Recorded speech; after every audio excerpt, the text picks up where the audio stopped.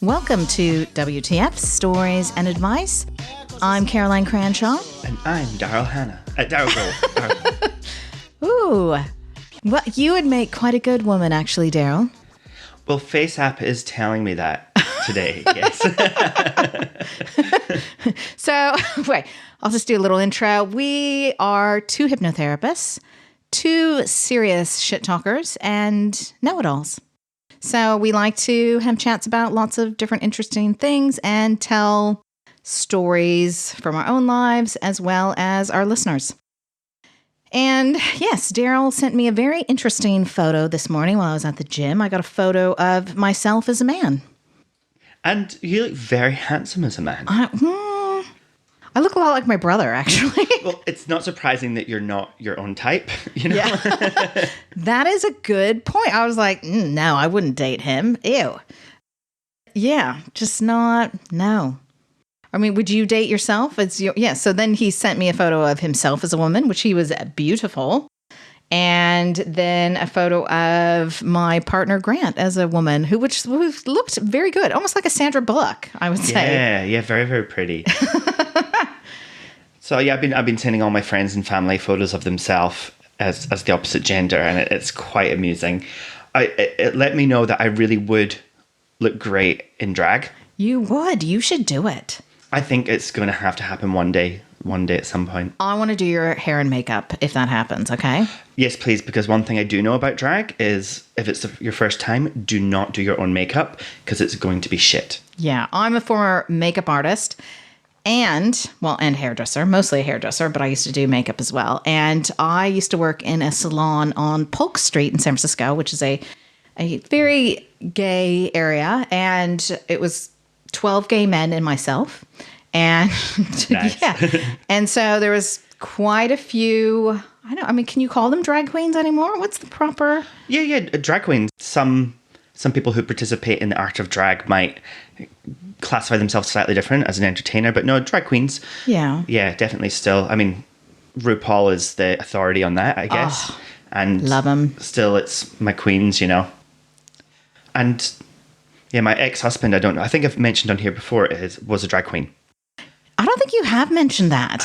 Yeah, so I was married to this guy for several years, and he was a drag queen. Mm-hmm. And when he started, you could just see the difference in the makeup, the difference in quality. Yeah. He trained in makeup after we met, mm-hmm. ended up teaching makeup, and so was so much better. And what I've noticed, a lot of queens that come out that are brand new and they're really good at drag, they're actually professional makeup artists first. Yeah. Because that is what makes the difference. That's where you get the illusion from good makeup.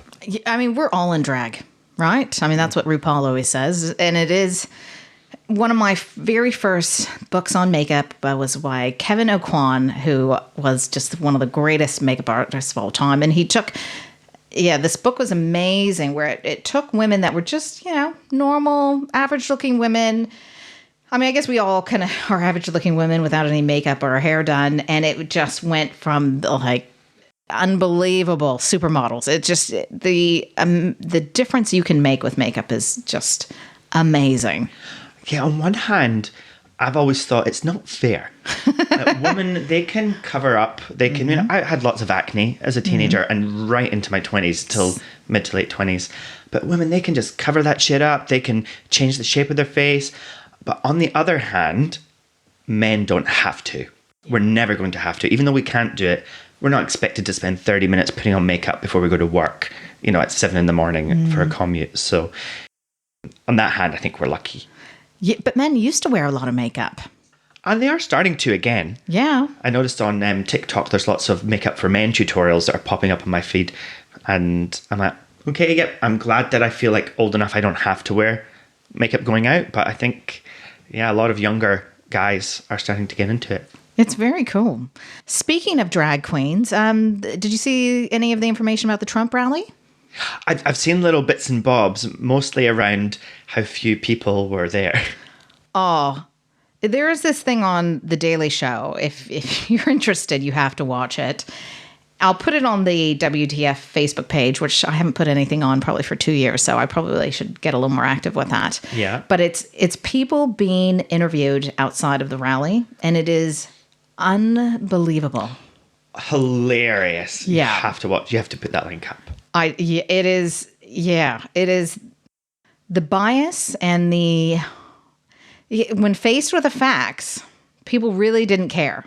That, they were talking about how Obama's definitely wasn't born here and he's a terrorist. And just some of the other stuff, like this one woman was talking about how a woman could never be president. And it was just unbelievable. How lax Obama was for not being in the Oval Office and paying proper attention during September 11. I know. And the guy was like, why do you think that is, that Obama wasn't in the Oval Office September 11th? He's like, I don't know. We need to get to the bottom of it, though. And it's like, maybe because he wasn't fucking president. Maybe that could have been the reason. I don't know. It was amazing. But apparently they were expecting 1 million people to show up to this thing. That is how many people registered for tickets. And it was like 6,000? Yeah, there was some campaign on, was it TikTok, did you say? Yeah. Or Instagram, where people were booking seats but never intending to go. I mean, how clever. I know. It's genius. Yeah. So TikTok, a bunch of like teenagers from TikTok, as well as K-pop fans were all, so they are all, it's the power of the next generation. It's awesome because they know how to mess with people on that level. Yeah. So it gives me hope for the future. So how specifically did K-pop being Korean pop music, right? Yeah. K-pop fans, what's the connection there? I don't get it.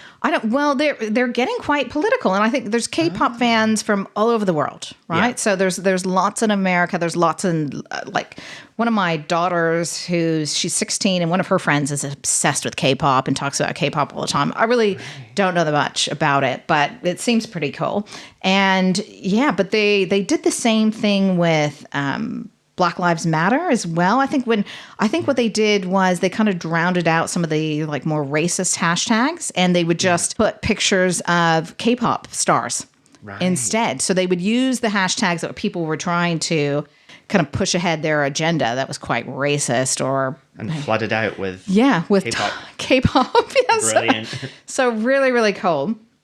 And I think the tide is turning on Trump. I'm hoping, my fingers are crossed.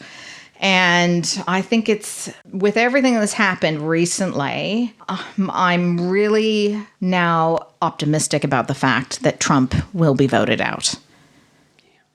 But we'll see. We'll see. Yeah, we never know what's going to happen.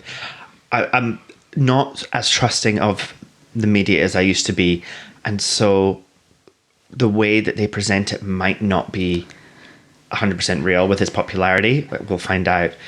Well, the media predicted that Hillary would win last time, didn't they?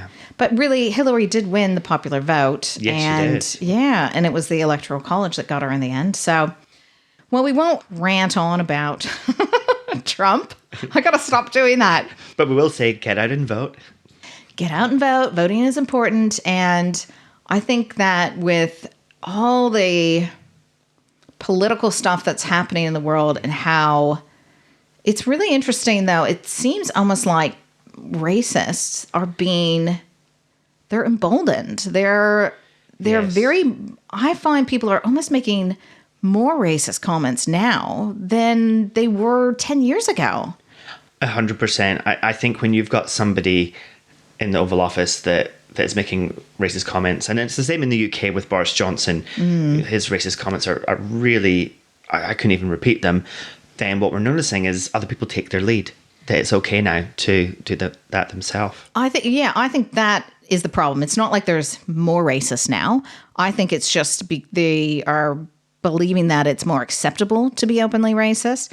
And like the last podcast I did, I interviewed this guy. His name is Ken Harge, and he's a writer and he's an activist, and amazing guy. It was a really interesting chat. And we talked about being anti-racist and how you kind of need to stand up. And then I had this situation that happened the other day, and I'll tell you what happened, and I'm still beating myself over it. And it just goes to show we all have something to learn, and I'm still figuring out how to do it right. So I'll say one of my children. One of my children recently got a new partner, or at their very first, I don't want to say what sex. First partner. Their first boyfriend or girlfriend. I won't say what. And they're young and they're cute and it's very sweet. And their new friend is very lovely. I really like them. But so one of the parents Yes. dropped the child off. And so we met them and they seemed really nice. And they're from another country. They've only lived here about a year. And I said, how do you like it here compared to this other country?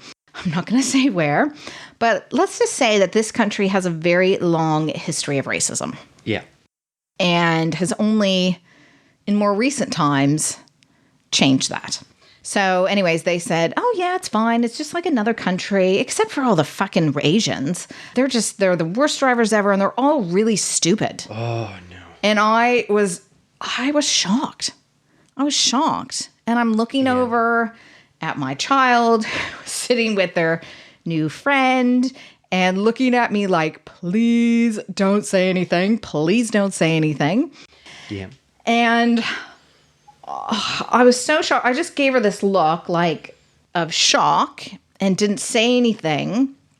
And she kind of changed the subject and started talking. I think she could tell I was bothered by it. Yeah.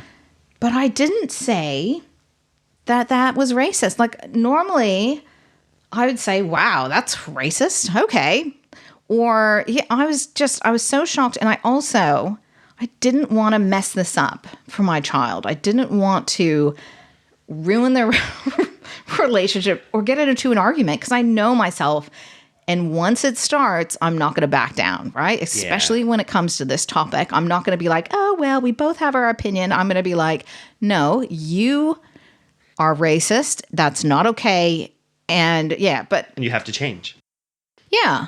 Or don't ever come around here anymore. Like, but she was it was a woman, let's say, dropping the child off. And I found her intimidating. I don't find many people intimidating either. But what you talked about was an incident that shocked you. Yeah. And people, when they think of stress response, they think fight or flight, where actually our preference is freeze first. Yeah. So we're more likely to freeze in shock. You were shocked, your nervous system had something hit it, you were offended, you were made angry by the comment, or whatever the feelings you felt were. But however, your response was not to say anything. And that's actually really, really normal. Fighting is the last resort. Next comes running away and then comes fight. And I know that you are a fighter and you're going to tell me that, no, I fight first. And but then perhaps in this circumstance, you were not prepared for that. Or for how it would make you feel, or maybe it was just because fighting was not appropriate in that environment, as you said, because you didn't want to affect the relationship for your child. So in this circumstance, I think A, give yourself a break, but B, it's going to happen again. It is. It's going to happen again, maybe with her or somebody else. People will make a racist comment. What will you do next time? Because if you're rehearsing in your head what you're going to do, you won't freeze next time. You'll just say something. Yeah, I think that's the thing it's just bothered me ever since, and I've just gone over it in my head over and over and over and just thinking what I could have said and why didn't I say something? Because I always say something. I was raised to say something. That's my values. I've never had a problem. And I've gotten to some serious screaming arguments with people and almost gotten to the point where have gotten to the point where it's physical. And I just didn't, but I need to, and this is something that I teach, right? We teach communication. Because Daryl and I teach hypnotherapy at the Integrative Hypnotherapy Institute, which is an amazing school if you're ever interested. And I just, so what I have vowed to myself is I will never let that happen again. I will always speak up, and I don't care what the situation is. But what I need to learn to do is how not to do it in an aggressive way. And I guess the reason why I didn't say anything, because the only way I have handled that in the past is an aggressive way. of like, you're racist. That's not okay. You shouldn't say that. You need to leave my house now. I do not tolerate that kind of, so I haven't, it's been a long time since someone said something like that, openly racist like that, and really quite hateful. But yeah, and I was thinking about it, and I was thinking about that book, Chris Voss, the Never Split the Difference, and how he's got amazing negotiation techniques. But one of the things he really teaches, which is actually a counseling technique, is just to mirror. So what I could have just said is all Asians? Yeah. All Asians are stupid? All Asians are bad drivers? But said it with just like as a question. Like all of them? Wow. All Asians are bad drivers. And then there's also the labeling, which could be confronting without being argumentative. Yeah. Sounds like you're a bit racist against Asians. Seems like you're a bit racist, like giving it a name. Yeah. And some people own it. So some people own it. They go, yes, I am racist. But at least you know where to go next. Yeah. And then who knows what would happen after. But you're right. We need to think of what we can do in these situations. I told you what me and my friend used to do.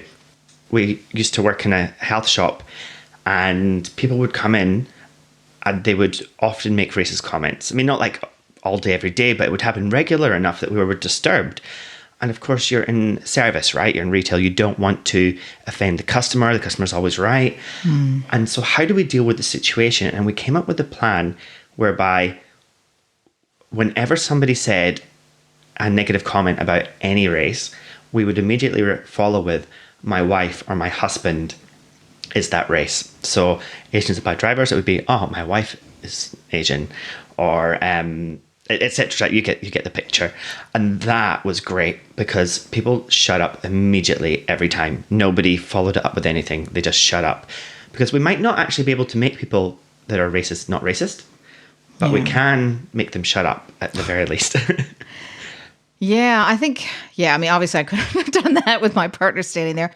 But I thought, but like for my daughters, right, and I have 5 kids. 2 of them are biological and 3 of them are my stepchildren, but they're all my children. But for my daughters, my ex-husband he's had another child with a woman who is Chinese. And so what my daughters do is they say, my sister's Chinese, or my sister's half Chinese. Don't say that around me. Okay. Would you say something like that to my baby sister? And people, I was talking to my youngest daughter about it because I was just like, oh, I should have said something. And she said to me, I thought was great advice. She was like, well, what you should think of your life like that TV show, What Would You Do? Have you ever seen that show? No. It's a really good show. I used to watch it with my daughters when they were quite little. And it's really amazing where what they would do is they would set up these scenarios where someone would act in a horrible way and they would video the people around them to see how they reacted to the situation. Oh, yeah. And I thought, God, you're right. That is exactly what I should have done. I should think of my life, except for when I'm in my own bedroom. Then I'm not going to think about being videoed. But for the rest of my life, I should think about that. What would I do if I knew I had a news camera like on me, or someone was videoing it and they were going to post this shit at the internet? How would I want to behave in those situations? Yeah. And I thought that was a really good metaphor. And that from now on is how I'm going to try to live my life is, what would I do if I knew everyone was watching me? Instead of just making that person feel comfortable and not trying to cause a fight, like if someone videoed that and I had gone along with that, I'd be devastated for other people to see that I hadn't called that person out and said something. But I guess for me, what I really need to do is learn how to do it in a calm and non-aggressive way instead of like getting up in people's face and screaming at them, which isn't, they're just going to go, you're a bitch. Well, another way to ask the same question as you're asking yourself is, what would love do? Or, what would Jesus do? It's the common one. And in those situations where I think about that, the answer is always going to be a peaceful way of getting your point across. Yes, which is, it's funny because I don't have a problem doing that with clients at all, right? Like that's something I find very easy. But when it comes to your own personal life and in different reactions, I definitely have an aggressive streak. And I've really tried to tone that down. But so it's just learning a new way. So that was my challenge of the week. And unfortunately, I didn't handle it in the best way, but it's also a learning experience. And for me, it's really cemented the fact that I just am never going to let an incident like that slide again without standing up and saying something, but really figuring out some ways. So I'll get back to you guys on what I have found is how I want to approach these situations, because we all need tools, and it's not enough to be not a racist anymore. You have to be an anti-racist. And if you've got any good tools or any good comebacks that we could have used, write in and tell us and we can share it, because your collective knowledge is vastly superior to ours. Yeah, yes, please. And I mean, I talked to a friend of mine about it who she is Maori, which is the indigenous people of New Zealand. And she just said, call it what it is. Just say, wow, that's racist. But do it in a really nice way with a smile on your face. I like it. And I was like, okay, yeah, good. Because that's another way you can do it. But I also like the idea of mirroring, of just repeating back what they're saying as a question. Yeah. Keep you posted. So, yeah, we're going to talk a little bit today about some sexy issues as well. I want to hear, I'm dying to hear, I'm sure everybody else will be, about the time that you were almost a stripper. Tell me about that. I don't know if I told the story on the podcast before, but it was one that kind of popped on my head. I used to make a list of all the stories I have, and then I would tick a little tick next to each one I told. But what I started to do was just deleting the stories that I had told, and now I can't remember which ones I've told. So anyways, yeah, when I was 19, I was living in San Diego with my girlfriend Tammy, and we were very poor. We didn't have a job. And so we were like, okay, it was getting to the point where we had to get a job or we were not going to be able to eat anymore. And so So they didn't have benefits in California? No, you can't just go and apply for the benefit. Right. We were going to go to school there, but after 2 months in San Diego, I'd had enough and I moved back to San Francisco. That's a whole nother story. The biggest thing that I found really horrible was actually how racist San Diego was. Because coming from San Francisco, Bay Area, yes, it absolutely exists, but it's people say something right away. It's very rare for it to be so open. Obviously, there's racism with, police and stuff like that. But this was kind of the first time I really saw people be just openly racist. But it was also a lot of they would make really horrible comments about being gay. Like they'd be like, oh, you're from the gay bay. Are you a lesbian? And I'd be like, no, but if I was, fuck you. Like, that's not okay.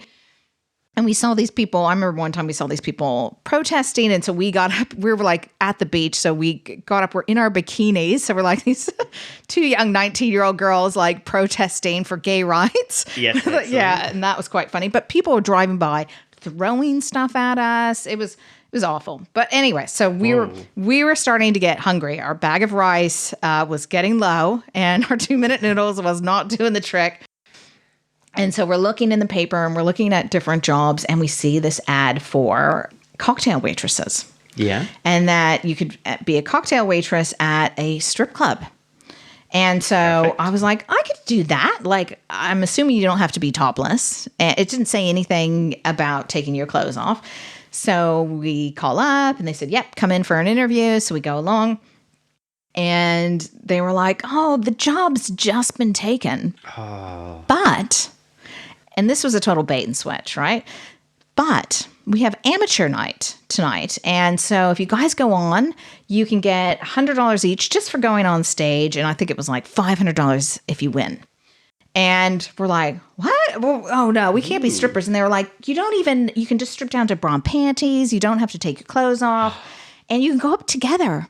So it's fine. And you could just do like some little sexy dance together. You don't have to get naked. And we were like, and we're so hungry at this point. And we're thinking, okay, well, if we get $100, that'll get us like food for ages. So we decided we're going to do it. And so we turn up that night and we're wearing like these little short mini dresses and wore some nice bra and undies. And they take us in this room, and there's all these other women in this room. Yeah. And I mean, some are like missing teeth and like they're probably in their 40s, but I thought they were ancient at the time. And then there was like this one woman that was in a American flag bikini with sequins, who was spinning around a pole, and she had the massive like clear heels on. So she was excellent, a pro, right? And I'm going, oh my God, what have we gotten ourselves into? I don't want to do this. And so this woman comes in, and she's like, okay, guys, first dance, down to your panties. Second dance, all off. And we were like, but we were told we could keep our bra and panties on and we can go up together. Is that right? And they were like, no. Oh. You need to go up by yourself. And like I said, but just try not to rub the inside of your vagina on the pole, because you could catch something.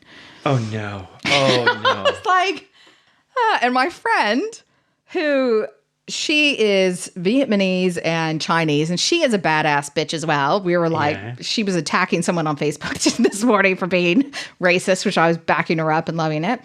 Is like, oh my God, I don't want to do this. And I'm like, I don't want to do it either. Okay, we're not going to do it.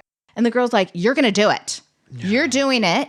And that's final. And she leaves and she locks the door. And so there's like 10 other women in this room. And I'm like, okay, no, we're going. We're not doing this. And they're like, it'll be fine. You guys are really pretty. You'll be able to do it. And I'm like, I'm not doing this. And I'm freaking out. And they were all like trying to talk us into it, instead of like going, oh, if they don't want to do it. Like, I'd be like, oh, hon, if you don't want to do it, you should go. And so I'm like jiggling the door, and I'm like, what the fuck? And so I'm like, okay, just wait by the door. And when she comes, I'm just going to bust through. And so that's exactly what we did. We just like waited right next to the door. As soon as she opened it, I just pushed past her, and I just started screaming at the top of my lungs. I don't even know what I said, but I was dragging my friend, and we're in these ridiculous high heels, screaming out the door. And some guy comes running after us. And I was like, fuck you! And I was like screaming at him. And he's like, oh, I was just wondering, you girls are obviously new. When is your next shift? And I was like, we don't work here. I am not a fucking, do I look like a stripper? And he was like, yeah, you do. Because I am. And I was like, fuck this. And yeah, so we get in the car and we drive off. And that was my almost stripping experience. Wow, that was really intense. I didn't expect you to be almost like kidnap stripped. That was. Well, I mean, number one, they totally lied to us and said you could go up together and not take all your clothes off. Well, get down to bra and panties, which is, we were like, oh, that's like a bikini, so that's fine. Well, you can see how they're working, though. Right? It's like grooming. It's like bit by bit, get you there, get you in the environment, get you feeling safe, then move the goalposts once you're already there. And lock the door. And that's the part where it gets fucking freaky. Yeah. Man. And all the other women seemed like and I was like, yeah, anyways. It was pretty freaky, but yeah. And not that I have any problem at all. If you want to strip, if you're a stripper, go for it. That's all good. But you didn't want to. I didn't. I just didn't want to. And so how did you eat? I called up my dad crying. And I said, Dad, I went to apply for a job as a stripper today, and we have no food. And he was like, how much do you need? What do you need? Yeah. He was just like, Jesus Christ, Caroline, what the hell is going on? But I knew if I said I was looking at stripping, my dad would send me some money, and he did. Yeah. And so we got enough money to get some food, and then we got the hell out of there. We actually moved back because we were just like, screw this town. It was fun. It was a lot of fun. Sounds like a good experience for life. I mean, we just did nothing but party, basically. And you know what I found interesting in San Diego was we were flashed constantly. Like every day I saw a dick, pretty much. It was like, what the hell? And it got to the point, like at first we would say nothing and be like, oh my God. And then what we found was a really effective method is to laugh and point and be like, oh my God, you call that a dick? Hey, everybody, look, this guy's got his little tiny dick out. And I mean, some of these guys had whopper of dicks, but they would do things like, so there's a big boardwalk. This was in Mission Beach in San Diego. And there's this big, long boardwalk. And so we'd ride our bikes or rollerblade down it. And guys would run by. And this happened quite a few times where what they would do is, so they're wearing little jogging shorts, and they would like put their leg up on the side of the boardwalk, and their dick would fall out. Oh, come on. Oh, that's not a nice way. No. Nobody wants to see your dick. Do you know, I had the experience in Madrid in September last year. We had a bit of a girls' kind of holiday. Yeah. So there was my mom, a couple of my girlfriends there, and we're all just having, cocktails on the rooftop and shopping and just having a great time. But what we noticed as the days passed is there was just a lot of penises to be seen. Like drunk people peeing, homeless man lying with one hanging out. And it was the people that wanted to see them the least that kept seeing them. And the single woman, that she just didn't see any. She's like, how are you guys seeing all these fucking penises and I'm not seeing any? We're like, we don't want to see them. It's not nice. No. Unsolicited penises are never nice. Here's how you know if a woman wants to see your dick. She says to you, I want to see your dick. That is how you know. If her clothes are on and she's not asking to see your dick, then she doesn't want to. Okay? So keep it in your fucking pants. That is my advice. If I don't know why guys get off on it, no one wants to see it. Maybe some other guy that's into it. I mean, like for you, do you want to see random dicks on the street? Not really, but I wouldn't be disgusted. No. No, I would be. It'd be like seeing somebody with their top off. It would be like, that's your body part. If it was like gigantic, that would be really interesting. I'd be like, oh wow, that's huge, But or if it was the opposite, if it was really, really tiny. But other than that, no, I don't care about seeing penises. I mean, if it's like in the context of a nude beach, or if it's appropriate, like I don't have a problem with dicks, right? Like it's not like I'm repulsed by them or think they're disgusting. But it's when people are purposely showing them to you when you're not asking to see it. That's when it's like, what the fuck is wrong with you? And why do you get off on that? Have I told the story of how I actually sent someone to jail for showing me their dick? I think so. Have I told that story? At least to me. I probably have told it on the podcast. So I'll find out. Yeah. and if not, we'll follow up with that. There's one thing that both gay and straight men have in common, and it's they're both aroused by penises. Yeah. And straight men will argue that they're not, but they've done the studies, and basically the idea is that not that you're attracted to penis, but that it arouses you, and hence to be competition. So you see a penis, and it makes you get aroused, so that you can then have sex with a woman and procreate ahead of the other person. So the other guy. So I don't know, maybe there's something to do with some kind of like dominance issue. Like, here's my penis. I don't know. I'm dominant. I don't know why guys do it. But yeah, if you like flashing people, you can write to us, and it can be anonymous, and tell us why you do it. We'd love to know. Do you get a question? All right. Yeah, well, I was just going to say, I actually agree with you on that, because I think that I know a lot of guys, what porn they like to watch is watching blowjobs. Right. Right? So, yeah, what they like is watching a woman give a blowjob. So what are they looking at? A dick. Yeah. They're looking at a big dick getting sucked. Yeah, that's very true. Yeah. And it's not, and that doesn't mean that they're gay or even bisexual, but I think it's, like I think a lot of women like watching lesbian porn, right? And they do. Yeah, they do. A lot of my girlfriends have mentioned that. Yeah, I know a lot of women that like lesbian porn, and it's gentle, they say. Yeah, it's gentle, and there's a lot of eating of vaginas as well. So it's I think it's because I think then your brain goes, that could be me, or it's kind of like point of view thing. So it's almost like you're putting yourself in that person's shoes, maybe. So interesting, but have you almost done any sex work? Well, yes, actually. And so here you go, Mum, if you're listening to this. It was in 2008, and I was dating this guy who had to go back to the UK for a while. And he convinced me to get a one-way ticket because he had a job there. When we arrived, we'd live off of his income from his job, and we'd save money to get a ticket back. Yeah. And so we arrived there. There was no job. There was only my credit cards. I didn't even have any savings, because it was all of a sudden, it was like, I need to go back to UK. Do you want to come? We'd only been going out a few months. I was like, okay. I know UK, I'm from there. Yeah. This can be fun.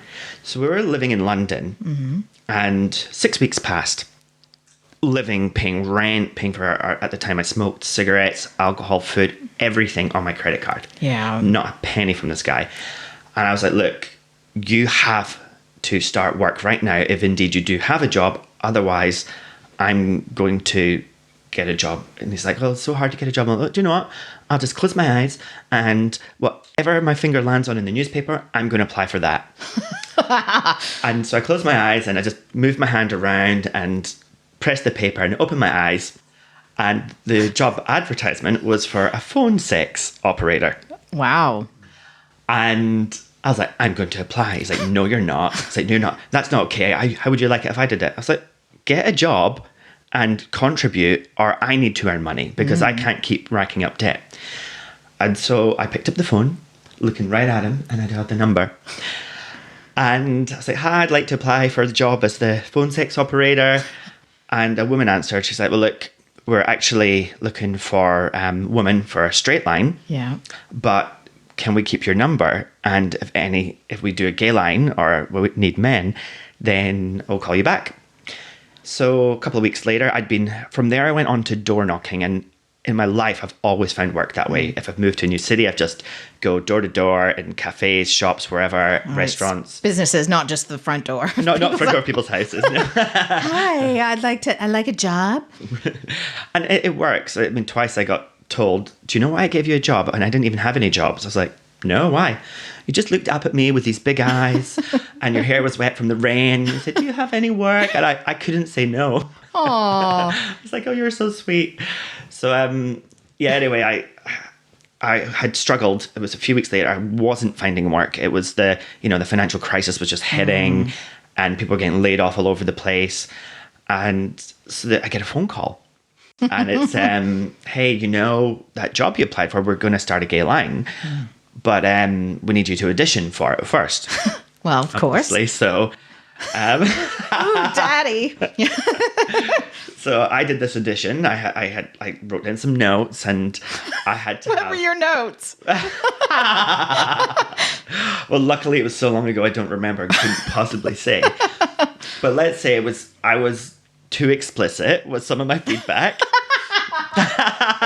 You were too You were too dirty for the phone sex line job. I was told just like, okay, tone it down a bit. But bear in mind, it was such an uncomfortable situation because here I am, not really having this as something that I want to do. And you can't see me right now, but my face is beet red. It is. I'm talking to Caroline. And so, and it was with a woman. Yeah. So I had to pretend she was a gay man and have dirty talk with her. But at the end of it, she was like, but great, and you've got the job. And so basically I was going to be paid 20 pence for every, which is, I don't know, equivalent of about $1 in today's money for every minute I could keep someone on the phone. So I had a phone delivered to my house. Yeah. And I was to log in whenever I wanted, day or night. It was up to me whenever I worked, and get paid by the minute to keep someone on the phone. So in my head, this is before I became a therapist, I was like, I'm just going to be a therapist to these people. I'm going to find out what's going on in their life, find out all about them, and just keep them interested. I had this great plan to actually manage to connect with them and keep them on the phone, paying me money without actually having too much phone sex with them. And my boyfriend at the time, he was just angry and like, no way, like this is not okay. And my reply was a constant, get a job and contribute, and I won't do it. Yeah. Then luckily I went to Scotland for a christening. One of my best friends, her son was being christened, and funny story, we turned up reeking of alcohol from the night before from partying in Scotland in our suits to the wrong church. Oops. My village church, and we sat at the front. And everyone was like, oh my God, I haven't seen you in like 10 years. Like, welcome back to the village. So good to see you. After it started, I realized that we were in the wrong church because there was no christening happening. Oh no. I had to stand up while the preacher was preaching and walk out. In your suit. In drunk. my suit, steaming with my gay boyfriend. But anyway, while I was only in Scotland for the weekend, and I found 2 jobs in one day. And I found a job for my boyfriend. So like it's just straight away, just from going into the cafe, do you have any work? Oh yeah, we need a chef. I'm like, I can cook. I'm like, you're a cook? I'm like, I can cook. They're like, okay, start Tuesday. So nice. It was good. So I didn't end up going back to London. I stayed in Scotland, didn't do the phone sex job. But at least I know if I'm ever in a pickle, what I can do. Is tickle someone else's pickle through the phone. Vocally, obviously. Obviously. Well, I think when I think about it with the 2 explicit, the whole point is to keep them on the phone for as long as possible, right? Yeah. So if you're too explicit right away, they're going to blow their load and hang up, right? Because I think I've known women who've done phone sex work, and literally the second they come, it's click. Yeah, they're done. Yeah, they're done. Goodbye. It's like porn. The second you come, you're like, turn it off. It's disgusting. Oh my God. How could anyone watch this? This is horrible. But until then. So it's like keep and mystery, I guess, that's what she wanted. So, and I had no idea. Yeah. I hadn't actually phoned a phone sex line myself. I didn't have any experience with phone sex. And so how old was I then? 27-year-old. Yeah. And thinking of what to say to a woman, pretending she's a guy. Yeah, just talk dirty. And I'm pretty filthy in the conversation, so. Yes, you are. That's why I like you. Wow. Okay. Well, speaking of sex, I had an interesting conversation with a 13-year-old boy recently about it. A friend of mine found out that her son has been watching porn. It's not really surprising these days, but yeah. It isn't. And she had put all these restrictions on his computer and thought she had outsmarted him and catches him doing it. And turns out he had just made another account, did another Google account, and then made that account number the age of 20, and then he could just access anything. And so she was like, well, can you talk to him? Because he's not listening to me and he finds it really embarrassing. And I've known this kid for a very long time. And so I'm like, okay. So I go over there and she's sitting there and I didn't even know how the hell to bring it up. But so she kind of opened the conversation and said, well, Caroline's a real expert in this and don't be embarrassed. But, she just has some advice for you. And so we started talking about it, and he was actually very open. Good. And just said, well, all the boys do it, and how else are you supposed to, get off? And I'm like, well, what about your imagination? And he's like, what do you mean?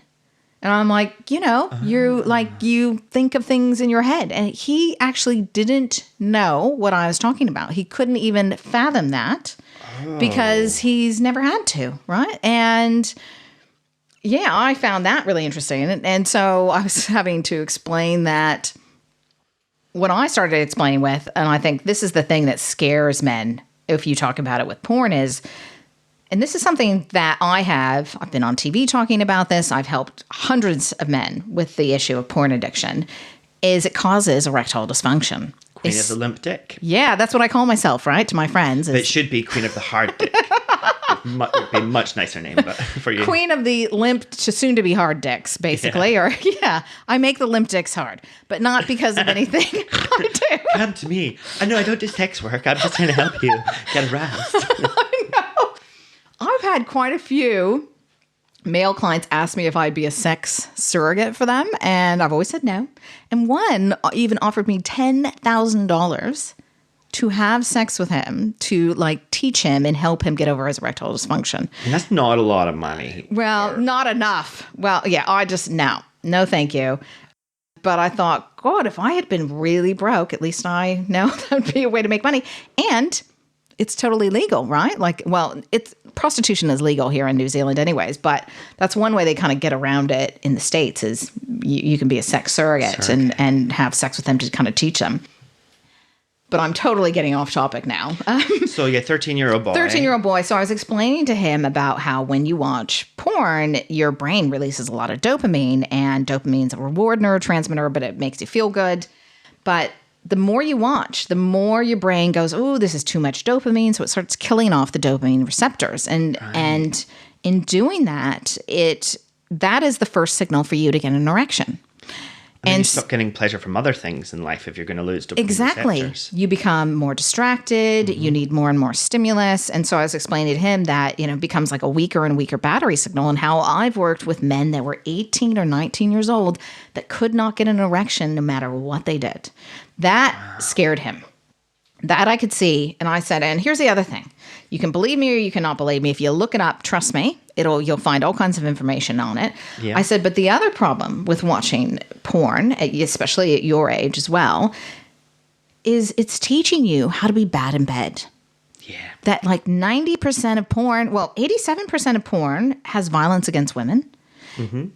And your brain hardwires to that, especially at a young age. That's like your sexual taste is forming. And so, but I was explaining to him about how it's very male-centered and how what they do is not what women want to bed. And so this is what you learn is how sex is and what you should do, you're going to suck and girls aren't going to sleep with you. And he was like, oh, really? See, that's going to scare a teenage boy. Yeah. And he was like, well, what should you be doing? Or what are they doing wrong? And I said, well, they're not touching the clitoris, number one. Like, you hardly see that happening. He's like, what's a clitoris? And I'm like, oh, God, here we go. And I'm like, oh, have they not taught you that? And I'm like, looking at my friend, and she's like, go ahead. Come on. And I'm like, oh, bitch, you set me up to do this. So I had to explain what the clitoris was and how it's got like 8,000 nerve endings, where a penis and testicles, I think, only have 4,000 over the whole area. And how important it is to stimulate that, and how women's pleasure is very important. Yeah, he was all ears. He was definitely interested, asked a lot of questions. And my friend... His future girlfriends are going to thank you. I know. Yeah. Well, I think that's part of the problem with porn these days is like, it just is so male-centered, and it's so... There's not... And he's like, oh, well, I've seen them put their finger inside. And I said, yeah, that's not what most women want. There's a podcast that I got to mention here. It's called My Dad Wrote a Porno. Yes. Or MDWAP. And this guy, he wrote a porno, and his son reads the porno like live with his friends. It's hilarious. But the funniest thing about it is the guy obviously doesn't know about sex. Yeah. He doesn't know about female anatomy. And it shows, and it's hilarious. I mean, hello, didn't you get sex education at school? Do they still do that? Yeah, well, he was saying to me that they taught them the boy stuff, but not the girls. Do you know what? Same with me, actually, come to think of it. I mean, I'm gay, so it didn't matter anyway. But yeah, we didn't get taught about periods or girl stuff. We got separated, and we watched a video from the 70s. Yeah. I mean, this was still in the 90s, but still. Then it was 20 years old, about a guy going around a zoo asking people if it was normal to have wet dreams and random erections and things. That's about as much as we knew. Around a zoo? Yeah. Was he asking the animals? Asking strangers. Am I normal? I mean, does this happen to you? And I've learned that sometimes if I don't masturbate, then I'm going to have an ejaculation of semen in the night. And that's called a wet dream. And I realized that sometimes I'm going to have a random erection and that this is normal. I mean, does this happen to you too? And that was basically my sex education from school. Luckily, my mum talked me through everything, and it was a hideous conversation. But it was necessary to hear. Well, for me, they taught us both, but my parents were I was born in the 70s, right? So they were very open, total hippies. So the joy of sex was on our coffee table. So by the time I was 7, I had read that thing back to front. I think that I read The Joy of Sex before I was 7 should be the starter of any bio that you put up, because that just says it all. Yeah, my parents were like fine with me reading books on erotica. Like when I think about it now, I'm like, that probably... It's funny, like with my daughters especially, they didn't really ask about sex until they were older. Like I was always open, and I always thought, well, if they ask me anything, I'll tell them. I'll keep it kind of age appropriate, but yeah, I probably won't go to the same extent that my parents did, right? Because they would just answer any question like they were speaking to an adult. Yeah. And so with my own experience, and we'd talk about stuff, but it seemed to come much later. And so I remember talking to my father and going, Dad, like, why did you talk to me about all of that stuff? And like the girls, they don't know half the stuff that I knew, like at half their age. And he's like, well, do they ask you constant questions about this and what's that? And how do they do that? No. From like when they're 4 years old. And I'm like, no. And he's like, well, you try living with a child that does that and see what you would say. You wouldn't shut up. You would not stop asking about sex constantly. And I'm like, okay, well, that makes sense.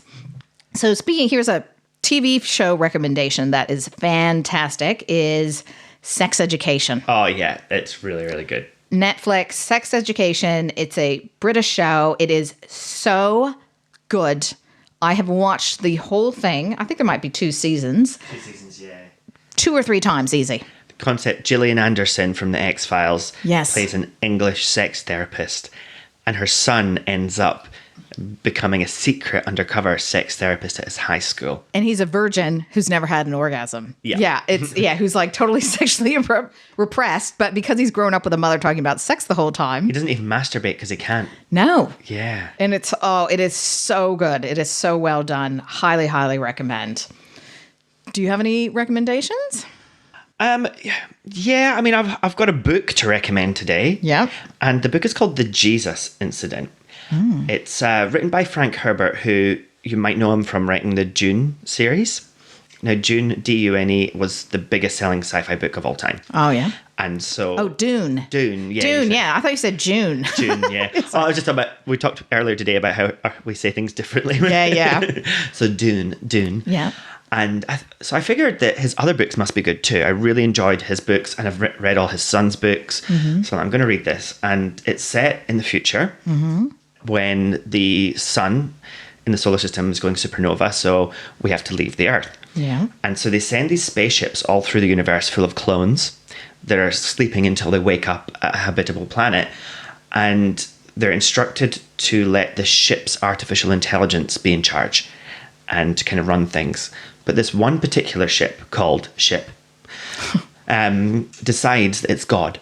Oh. So it's not just an artificial intelligence, but it's now God. Wow. And so I won't say too much more because I'll leave it there to start. But what I will say is Frank Herbert has got a really amazing way of thinking about how the future might be, what kind of materials they might use, what the human race might kind of evolve into, or how it might change, about what alien creatures might be like. And it's very different from anything else I've read. It's so clever. And in amongst this, he'll also come up with stupid names that makes it so worthwhile.